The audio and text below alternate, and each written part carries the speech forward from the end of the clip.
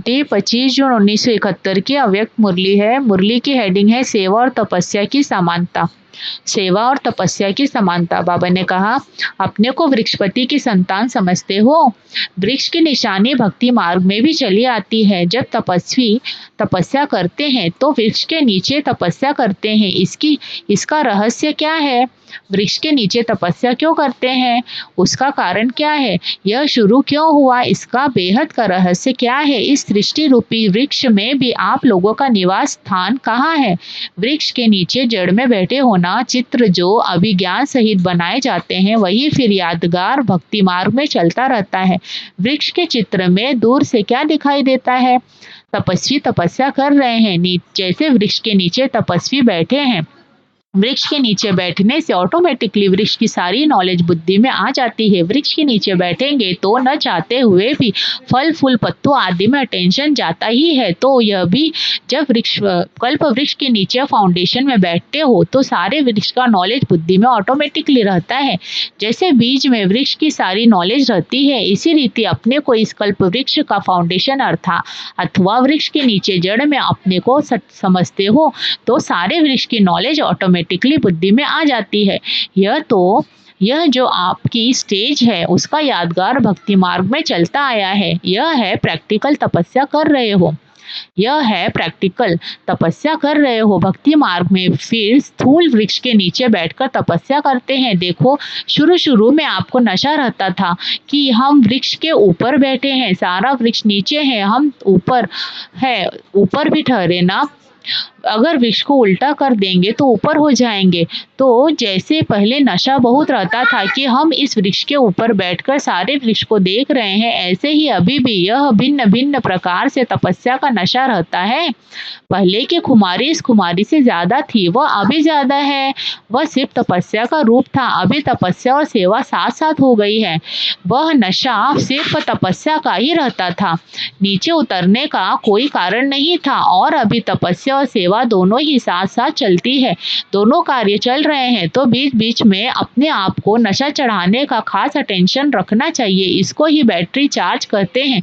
ऐसे अनुभव करेंगे जैसे सच वृक्ष सारा इमर्ज रूप में है और हम साक्षी होकर इस वृक्ष को देख रहे हैं। यह भी नशा बहुत खुशी दिलाता है, शक्ति दिलाता है। इसलिए वृक्षपति और वृक्ष का गायन बहुत है।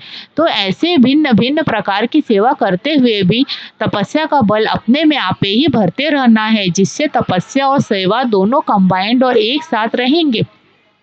ऐसे नहीं कि सेवा में आ गए तो तपस्या भूल गए, नहीं, दोनों साथ साथ रहे, कंबाइंड रूप है ना। तो इसकी बीच बीच में चेकिंग करनी पड़ेगी। जब तक चेकर नहीं बने हो तब तक मेकर नहीं बन सकते। वर्ल्ड मेकर व पीस मेकर, यह जो गायन है वह तब तक नहीं बन सकते जब तक चेकर नहीं बने हो। अपने ऊपर चेकिंग बहुत चाहिए। दूसरा कितना भी चेक करें तो भी इतना नहीं कर सकते, लेकिन अपने आप को चेक करने से ही अपनी उन्नति कर सकते हो। अपने आप को चेक करना है, चेकिंग करने में समय नहीं चाहिए। जब नेचुरल अभ्यास बढ़ जाता है तो समय की भी आवश्यकता नहीं, ऑटोमेटिकली चलता रहता है। फिर चेकिंग करने में 1 सेकेंड भी नहीं लगता। अगर अपने आप को चेक करो तो उसमें कितना समय लगेगा? 1 सेकेंड तो कैसे भी बिजी होते भी निकल सकते हैं हो। सिर्फ एक सेकेंड तो कैसे भी बिजी होते भी निकाल सकते हो। सिर्फ अभ्यास की आवश्यकता है। चेकिंग मास्टर बनना है, सभी में मास्टर बनना है। जैसे मास्टर सर्वशक्तिमान, मास्टर नॉलेजफुल हो, वैसे चेकिंग मास्टर भी बनना है। अच्छा, ड्रामा अनुसार सभी ठीक तो चल ही रहा है, लेकिन ठीक चलते हुए भी चेकिंग करनी पड़े। कल्याणकारी युग है, यह भी जानते हो, फिर भी हर एक को अपने और दूसरे के कल्याण का प्लान सोचना भी पड़ता है। ऐसे कुछ नए नए प्लान निकालो जिसमें अवस्थाएं कुछ जंप दे।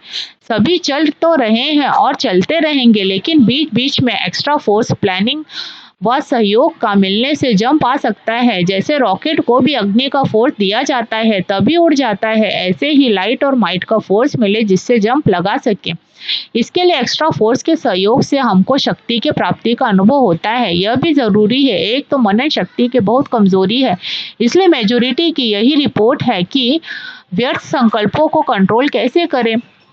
इस मुख्य कमजोरी को कैसे चेकअप करके इसको खत्म करिए, इसके लिए प्लान सोचना है। कमजोरियों का तो मालूम पड़ ही जाता है, उस पर समझाने मिलने से अंदर दब तो जाती है, लेकिन संस्कारों को खत्म नहीं कर सकते।